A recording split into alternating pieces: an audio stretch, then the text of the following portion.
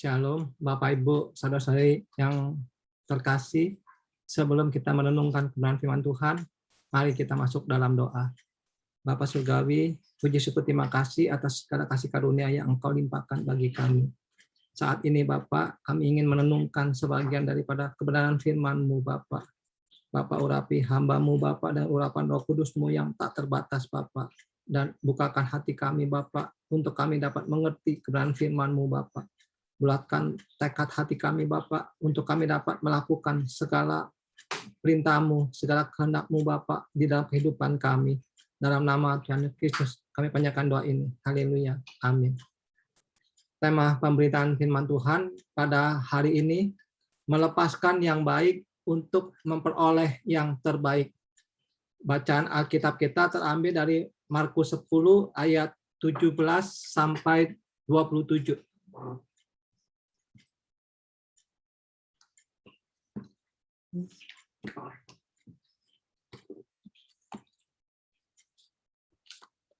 Markus 10 ayat 17 sampai 27. Orang kaya sukar masuk kerajaan Allah. Pada waktu Yesus berangkat untuk meneruskan perjalanannya, datanglah seorang berlari-lari mendapatkan dia, dan sambil bertelut di hadapannya, ia bertanya, "Guru yang baik, apa yang harus kuperbuat untuk memperoleh hidup yang kekal?" Jawab Yesus, "Mengapa kau katakan aku baik? Tak seorang pun yang baik selain daripada Allah saja. Engkau tentu mengetahui segala perintah Allah. Jangan membunuh, jangan berzina, jangan mencuri, jangan mengucapkan saksi dusta, jangan mengurangi hak orang. Hormatilah ayahmu dan ibumu." Lalu kata orang itu kepadanya, "Guru, semuanya itu telah kuturuti sejak masa mudaku." Tetapi Yesus memandang dia dan menaruh kasih kepadanya, lalu berkata kepadanya, "Hanya satu lagi kekuranganmu. Pergilah, jualah apa yang kau miliki, dan berikanlah itu kepada orang-orang miskin.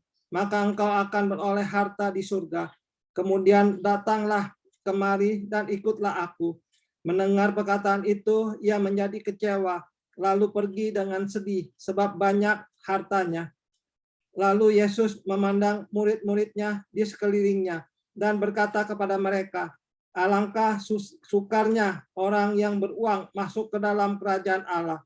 Murid-muridnya tercengang mendengar perkataannya itu. Tetapi Yesus menyambung lagi, "Anak-anakku, alangkah sukarnya masuk ke dalam kerajaan Allah. Lebih mudah seekor unta melewati lubang jarum daripada seorang kaya masuk ke dalam kerajaan Allah." Mereka makin gempar dan berkata seorang kepada yang lain, "Jika demikian, siapakah yang dapat diselamatkan?" Yesus memandang mereka dan berkata, "Bagi manusia hal itu tidak mungkin, tetapi bukan demikian bagi Allah, sebab segala sesuatu adalah mungkin bagi Allah."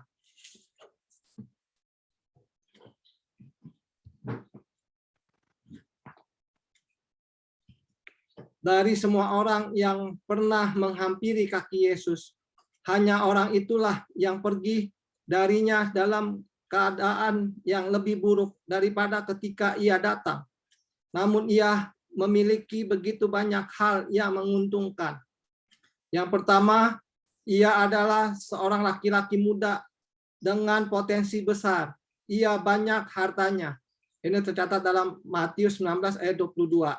Yang kedua, ia dihormati oleh orang lain karena ia memegang jabatan kekuasaan tertentu. Mungkin sebagai pemimpin rumah ibadat setempat, seperti Yairus. Namun hampir pasti bahwa ia adalah seorang pemimpin orang Yahudi. Ini tercatat dalam Lukas 18 ayat 18. Yang ketiga, ia tentu memiliki sopan santun dan nilai-nilai moral yang baik. Dan ia cukup berminat terhadap hal-hal rohani sehingga datang berlari-lari kepada Yesus serta bertelut di kakinya. Dalam berbagai segi, ia adalah seorang laki-laki muda yang ideal. Ketika Yesus memandangnya, ia mengasihi pemuda itu. Dengan semua kualitas baiknya, pemahaman terhadap hal-hal rohani sangat dangkal. Pandangannya terhadap keselamatan juga dangkal, karena ia mengira dapat melakukan sesuatu agar layak menerima kehidupan kekal. Itulah kepercayaan umum yang berlaku di kalangan orang-orang Yahudi pada masa itu, yang menjadi lazim juga pada masa kini. Kebanyakan orang yang belum diselamatkan mengira bahwa suatu hari nanti Allah akan menghitung perbuatan baik dan perbuatan jahat mereka. Jika perbuatan baik lebih banyak daripada perbuatan jahat, mereka akan masuk surga. Di balik cara mencari keselamatan dengan melakukan amal baik itu, terdapat suatu pemahaman yang dangkal terhadap dosa, manusia, Alkitab, Yesus Kristus, dan keselamatan. Dosa adalah pemberontakan melawan Allah yang kudus. Itu bukan sekedar suatu perbuatan, melainkan juga suatu sikap hati yang meninggikan manusia dan menentang Allah. Apakah laki-laki muda itu benar-benar mengira dirinya dapat mengerjakan hal-hal religius dan melakukan tawar-menawar dengan Allah yang kudus? Laki-laki muda ini merasa bahwa dia sudah melakukan segala perintah Allah, segala hukum Allah. Dia bertanya kepada Tuhan Yesus Kristus, apakah syaratnya supaya bisa masuk ke dalam kerajaan surga? Di dalam Roma 1 ayat 16 dan 17 dikatakan bahwa aku yakin bahwa Injil adalah kekuatan Allah yang menyelamatkan semua orang, pertama-tama orang Yahudi dan juga orang Yunani. Ini kata Rasul Paulus. Ayat 17-nya dikatakan, di dalamnya nyata kebenaran Allah yang memimpin kepada iman dan bertolak dari iman, dan orang benar akan hidup oleh iman. Kebenaran Allah di sini adalah kebenaran Allah dalam menyelamatkan orang-orang berdosa, yaitu dengan cara beriman kepada Tuhan Yesus Kristus. Poin yang akan kita bahas pertama, pada waktu Yesus berangkat untuk meneruskan perjalanannya, datanglah seorang berlari-lari mendapatkan dia, dan sambil bertelut di hadapannya, ia bertanya, Guru yang baik, apa yang harus kuperbuat untuk memperoleh hidup yang kekal? Markus 10 ayat 17. Pada waktu Yesus berangkat untuk meneruskan perjalanannya, tentu Yesus tidak berangkat sendirian. Yesus berangkat bersama dengan murid-muridnya. Datanglah seorang berlari-lari mendapatkan dia, dan sambil bertelut di hadapannya, ia bertanya. Seorang di sini diterjemahkan dari kata ganti untuk laki-laki tunggal. Kata Yunani untuk bertelut secara harafiah berarti jatuh pada lutut. Orang itu bertelut di hadapannya untuk menunjukkan sikap bahwa dia sangat menghormati Yesus. Dengan demikian orang itu mengakui kekuasaan dan wibawa Yesus. Karena orang biasanya berlutut atau bersujud untuk menyembah dewa atau raja. Ungkapan datang dan bertelut dalam perjanjian lama sering menunjuk kepada penyembahan terhadap Allah. Guru yang baik, apa yang harus kuperbuat untuk memperoleh hidup yang kekal? Lalu laki-laki itu mungkin memang menanyakan syarat untuk memperoleh hidup yang kekal. Kata kerja untuk memperoleh secara harafiah berarti mewarisi, mendapat bagian warisan. Namun di sini artinya tentu saja bukan warisan dari orang yang sudah meninggal.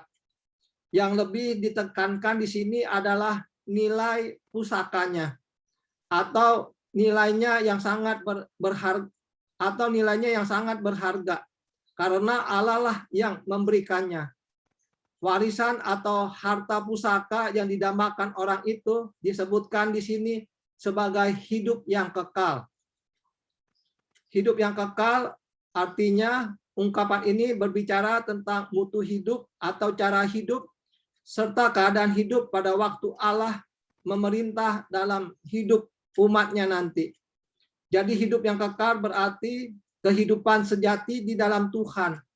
Karena Allah bersifat kekal atau tidak ada akhir, hidup itu pun takkan berakhir pula pada waktu Allah memerintah nanti. Laki-laki yang datang kepada Yesus dan kebanyakan orang Yahudi menyangka bahwa mereka akan mendapatkan hidup yang kekal kalau mereka berbuat baik. Namun Yesus menunjukkan bahwa hanya Allah saja yang baik. Ayat 18. Tidak seorang pun yang cukup baik untuk menyelamatkan dirinya sendiri. Dengan percaya kepada Yesuslah seseorang itu diselamatkan. Yesus ingin orang itu menyadari bahwa hidup yang kekal tergantung pada apa yang dilakukan Allah, bukan apa yang dilakukan manusia. Poin yang kedua, jawab Yesus, mengapa kau katakan aku baik? Tak seorang pun yang baik selain daripada Allah saja. Markus 10 ayat 18. Jawab Yesus, mengapa kau katakan aku baik? Orang itu mungkin bermaksud memuji Yesus supaya ia bisa mendapatkan apa yang dia inginkan. Namun Yesus justru menegurnya. Ayat ini sering ditafsirkan bahwa Yesus mengatakan bahwa dia bukanlah Allah. Yesus mengatakan bahwa dia tidak baik, hanya Allah saja yang baik. Tetapi sebenarnya maksudnya bukan demikian. Yesus tidak menyangkal bahwa ia adalah Allah. Jelaslah di sini bahwa Yesus tidak pernah ingin mencari kemuliaan bagi dirinya sendiri. Ia selalu menunjuk kepada Sang Bapa. Di sini Yesus tidak ingin bahwa orang muda itu memuliakan dirinya, tetapi Yesus ingin orang muda itu memuliakan Allah Bapa. Di Ibrani 2 ayat 6 dan 7 dikatakan Yesus Kristus yang adalah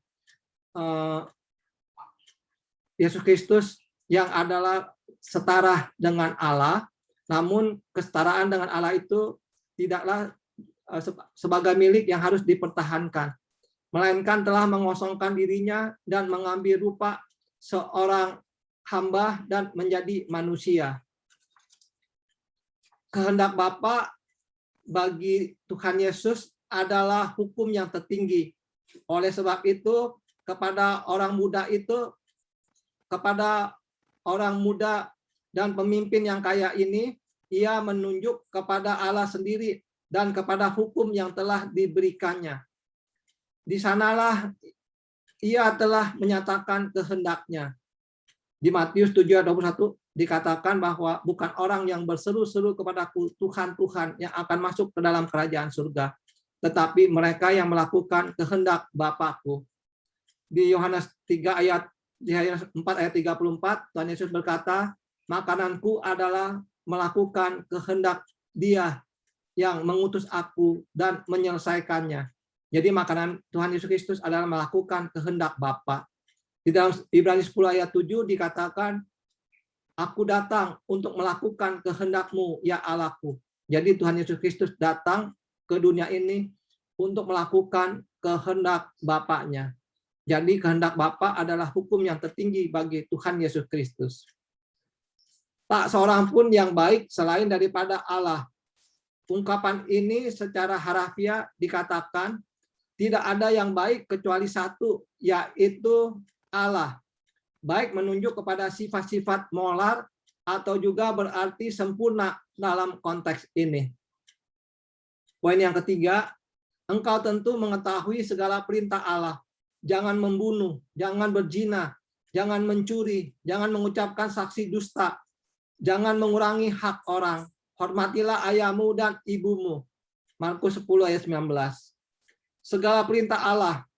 Yesus di sini mengutip serangkaian perintah dalam 10 hukum yang diberikan Allah melalui Nabi Musa, seperti yang tercantum di Keluaran 20. Membunuh. Kata ini berarti perbuatan mengambil nyawa orang lain, namun bukan dalam peperangan atau sewaktu membela diri. Berzina. Kata ini berarti hubungan seksual antara orang yang sudah menikah dengan orang lain yang bukan istrinya atau suaminya yang sah. Mencuri. Kata ini berarti perbuatan mengambil sesuatu yang bukan miliknya secara tidak sah atau mengambil milik orang lain tanpa izin dari orang yang memilikinya. Mengucapkan saksi dusta. Kata ini berarti secara sengaja memberikan kesaksian yang tidak benar dalam pengadilan. Jadi kata ini juga berarti berbohong ketika bersaksi mengenai seseorang. Mengurangi hak orang. Hukum ini tidak tertera sebagai salah satu 10 hukum. Perintah ini mungkin merupakan variasi dari Keluaran 20 ayat 17 yang memerintahkan supaya kita jangan mengingini apapun yang dimiliki oleh sesama kita. Ungkapan ini berarti mengelabui, menipu, atau berbohong untuk mendapatkan sesuatu keuntungan. Dengan kata lain, mengurangi hak orang berarti juga mengambil milik orang dengan tipu muslihat. Hormatilah.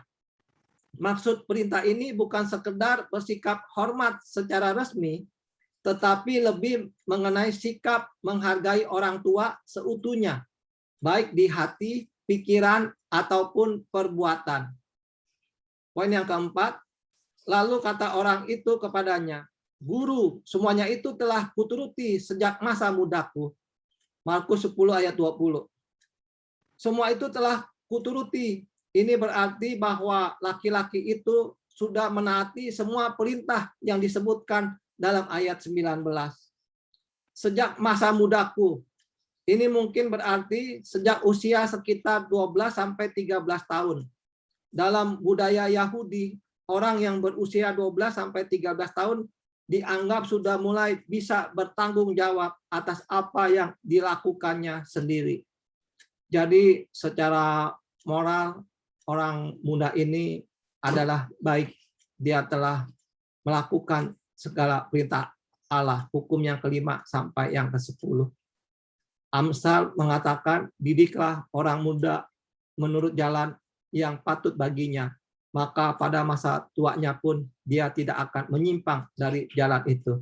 Jadi kita harus mendidik anak-anak kita sejak masa dia masih kecil, maka pada dewasa dia tidak akan menyimpang dari jalan Tuhan yang kita didik kepada mereka. Poin berikutnya, tetapi Yesus memandang dia dan menaruh kasih kepadanya, lalu berkata kepadanya, hanya satu lagi kekuranganmu. Pergilah, jualah apa yang kau miliki dan berikanlah itu kepada orang-orang miskin, maka engkau akan beroleh harta di surga. Kemudian datanglah kemari dan ikutlah aku. Markus 10 ayat 21. Memandang. Kata ini berarti menatap atau melihat dengan penuh perhatian. Menaruh kasih. Ungkapan ini berarti bahwa Yesus mengagumi dan menghormati orang itu serta mengasihinya. Yesus merasa kasihan dan bersimpati kepada orang itu. Hanya satu lagi kekuranganmu. Orang itu belum memiliki suatu benda, tetapi ada satu perbuatan yang belum dia lakukan, yang perlu dia lakukan. Pergilah, artinya pulanglah. Jualah apa yang kau miliki. Ungkapan ini berarti sebanyak yang kau miliki, jualah. Atau jualah seluruh harta milikmu. Berikanlah itu. Ungkapan ini berarti berikanlah, namun yang diberikan itu jelas tersirat adalah hasil penjualan dari apa yang dia miliki, yaitu uangnya. Atau bagi-bagikanlah uangnya atau hasil penjualannya. Harta di surga. Ini berkaitan dengan pertanyaan orang itu di ayat 17, yaitu bagaimana dia dapat memperoleh hidup yang kekal atau mempunyai harta yang dari Allah. Datanglah kemari, itu berarti datang kepada Yesus. Ikutlah aku. Kata kerja untuk ikutlah bisa berarti berjalanlah di belakang, yang menunjukkan gerakan mengikuti. Namun perintah ini jangan dipahami secara harafiah, bahwa Yesus hanya menyuruh orang itu berjalan di belakangnya. Lebih dari itu, Yesus mengajak orang itu untuk menjadi pengikut atau muridnya secara terus-menerus. Petunjuk Tuhan kita dalam Markus 10 ayat 21 bukan ditujukan kepada siapa saja yang ingin menjadi murid. Jadi perintah kepada orang kaya ini, bahwa orang muda yang kaya ini jualah seluruh hartamu, itu tidak berlaku terhadap seluruh orang yang ingin mengikut Tuhan Yesus Kristus. Di dalam Lukas 8 ayat 1 sampai 3 dikatakan ada perempuan-perempuan yang mengikuti Tuhan Yesus Kristus. Mereka mendukung Tuhan Yesus Kristus dengan harta benda mereka. Mereka adalah Maria Magdalena, serta Susana, istri Kusa, bendahara Herodes, dan perempuan-perempuan yang lain. Tuhan Yesus Kristus tidak menyuruh mereka untuk menjual seluruh harta benda mereka. Juga di dalam kisah mengenai Sakeus, di dalam Lukas 19 ayat 8 dan 9, Sakeus berkata bahwa setengah dari milikku, hartaku akan kuberikan kepada orang miskin. Seandainya ada yang kuperas, akan kuganti 4 kali lipat. Tuhan Yesus Kristus juga tidak memerintahkan Sakeus untuk menjual seluruh harta bendanya. Yesus sedang membahas kebutuhan pemimpin muda yang kaya itu secara khusus. Orang itu kaya, jadi Yesus menyuruhnya untuk menjual semua hartanya dan memberikannya kepada orang miskin. Karena Yesus mengetahui bahwa orang kaya ini amat terikat sekali dengan hartanya.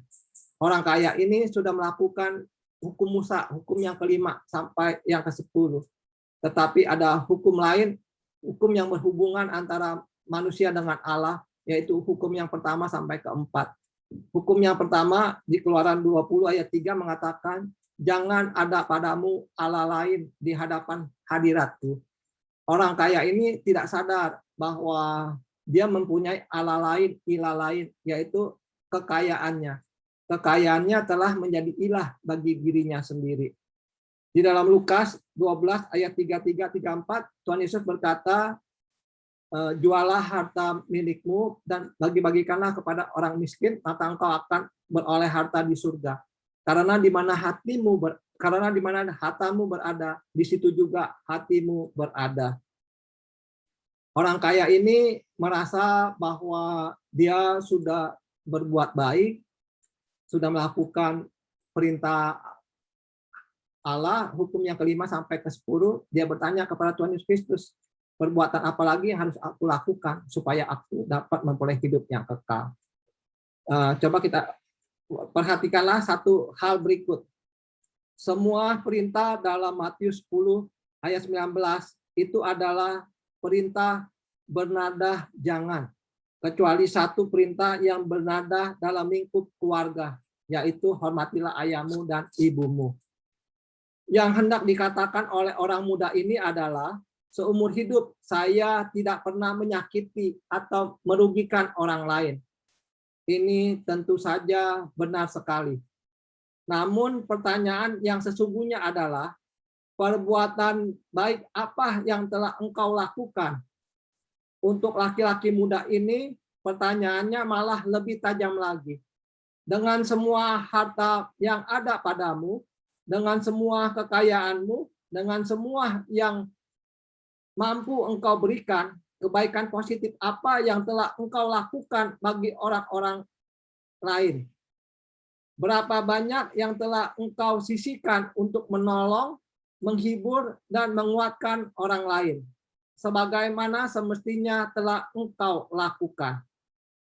Disinilah kelemahan orang ini, sama seperti kita juga pada umumnya. Orang kaya ini merasa dia tidak pernah merugikan orang lain. Di dalam Lukas, di dalam Lukas 12 ayat 48 dikatakan bahwa barang siapa yang diberikan banyak, daripadanya juga akan dituntut banyak. Barang siapa yang dipercayakan banyak, daripadanya juga akan dituntut banyak. Dosa memang merupakan pelanggaran terhadap hukum Allah. 1 Yohanes 3 ayat 4. Tetapi dosa juga dikatakan di Yakobus 4 ayat 17, Jika engkau mengetahui apa yang baik, namun engkau tidak melakukan apa yang baik, itu adalah dosa. Kita ingat juga perumpamaan tentang Lazarus dan orang kaya. Orang kaya tidak melakukan seperti mencuri, berzina, dan lain sebagainya. Tapi satu kesalahan atau dosa orang kaya itu bahwa dia tidak mempedulikan Lazarus yang miskin, yang notabene adalah orang Yahudi. Di sanalah sebenarnya kesalahan atau dosa daripada orang kaya dalam perumpamaan orang kaya dengan Lazarus. Demikian dengan pemuda kaya ini. Dia tidak menyadari bahwa harta miliknya itu adalah titipan dari Allah. Dia hanyalah sebagai manajer atau bendahara, bukan sebagai pemilik mutlak. Pemiliknya adalah Allah. Poin berikutnya, mendengar perkataan itu, ia menjadi kecewa, lalu pergi dengan sedih sebab banyak hartanya. Markus 10 ayat 22. Kecewa. Ini menunjukkan bahwa apa yang Yesus katakan itu rupanya sama sekali di luar dugaannya. Hatinya hancur, mukanya menjadi murung. Hartanya, kata ini dapat meliputi uang, benda-benda berharga, termasuk rumah dan ladang. Yesus menawarkan karunia hidup yang kekal, tetapi pemuda ini menolaknya. Sulit untuk menerima pemberian jika tangan kita masih menggenggam uang dan hal-hal yang dapat dibeli dengan uang. Kita harus rela melepaskan yang baik untuk memperoleh yang terbaik. Sesuai tema firman Tuhan pada hari ini. Melepaskan yang baik untuk dapat memperoleh yang terbaik. Pada akhir hidup pemuda kaya ini, kita tahu bahwa dia tidak akan membawa apa-apa. Hartanya ditinggalkan di dunia. Tetapi dia kehilangan satu-satunya harapan untuk menjadi salah seorang rasul Tuhan Yesus Kristus.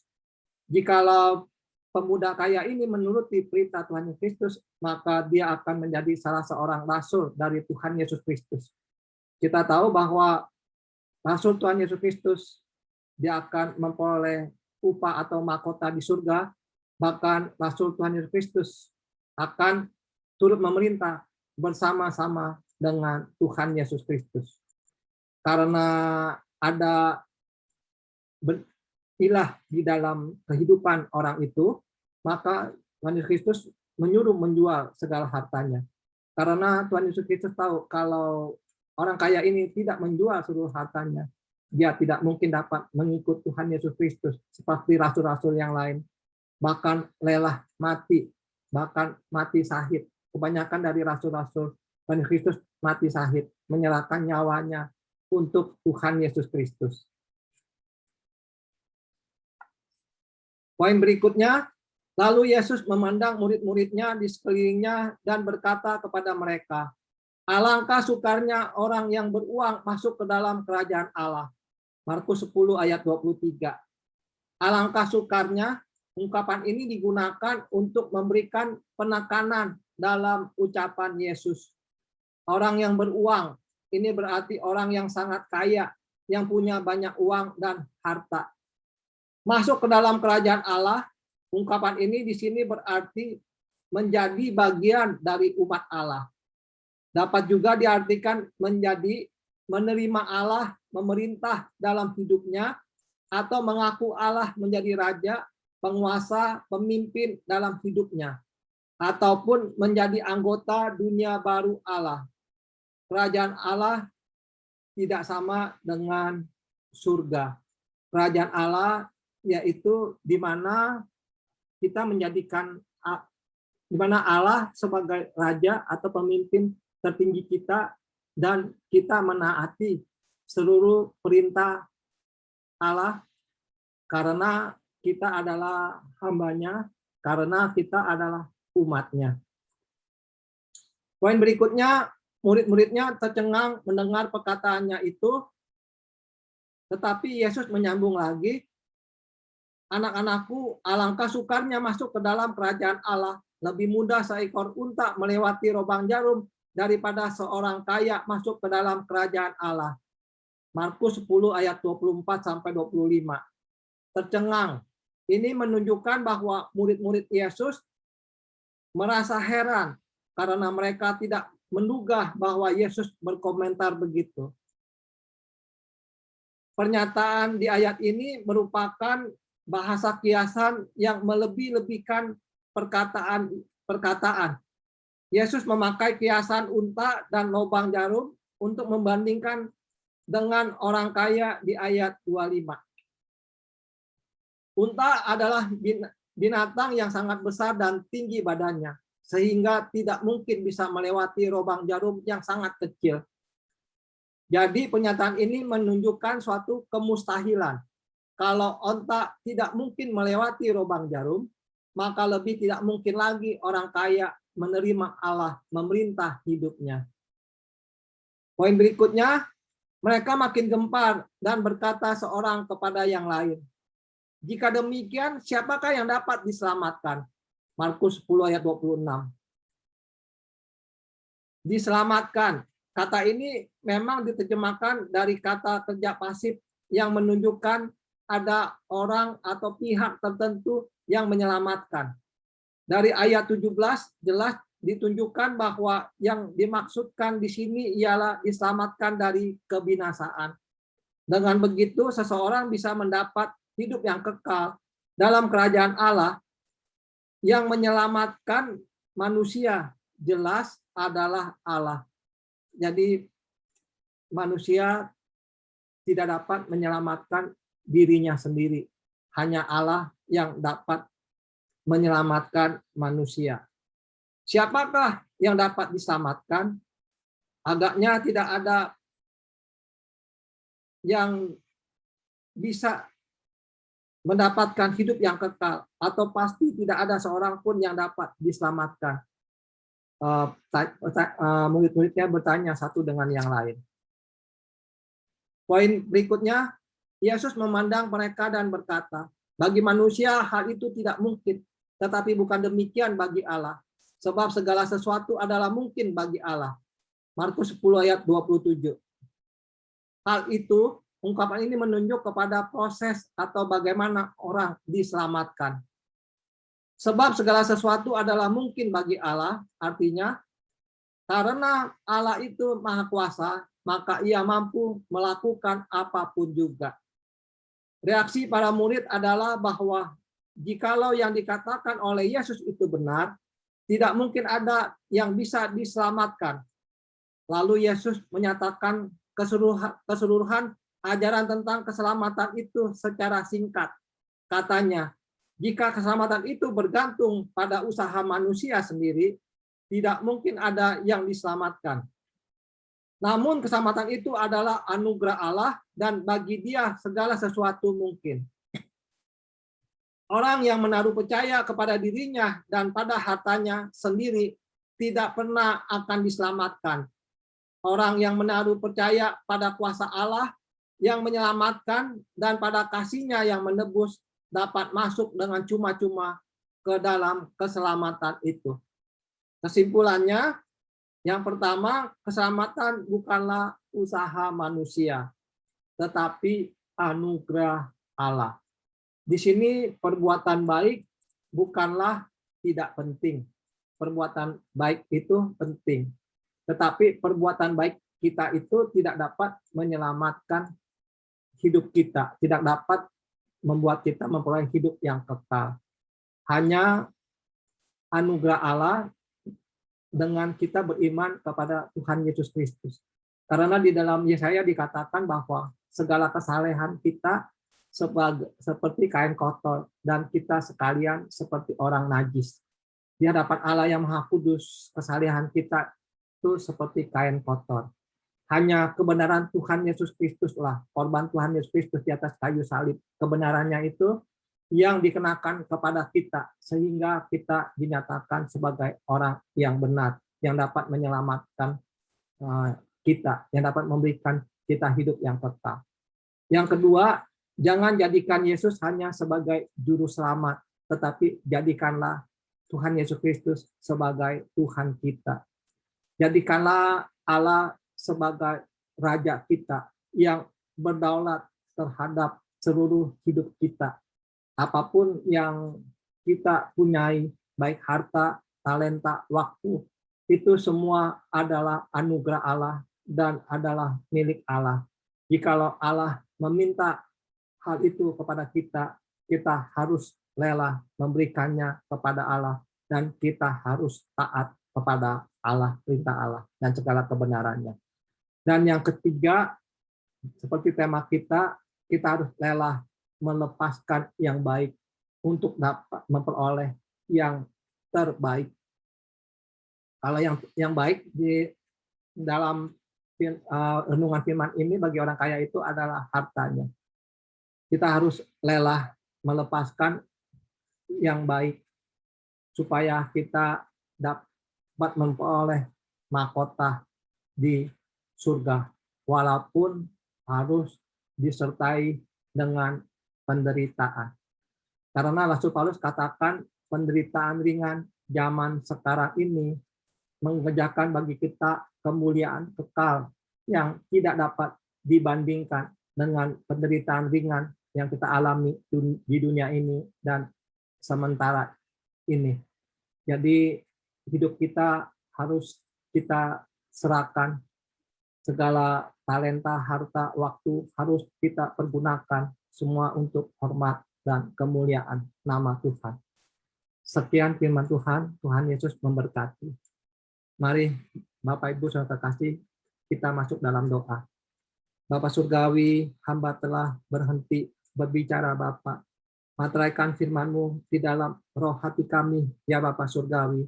Firman yang keluar dari bibir hamba-Mu tidak akan kembali dengan sia-sia Bapak, namun akan berhasil melakukan apa yang Engkau suruhkan padanya, ya Bapak Surgawi. Biarlah firman Tuhan pada hari ini, ya Bapak Surgawi, memberikan pengertian dan pengajaran kepada kami, Bapak, bahwa Engkau adalah Raja kami, Engkau adalah Allah kami, Engkau adalah pemimpin kami yang berdaulat di dalam kehidupan kami, dan segala milik kami, Bapak, adalah kepunyaan-Mu, ya Bapak Surgawi.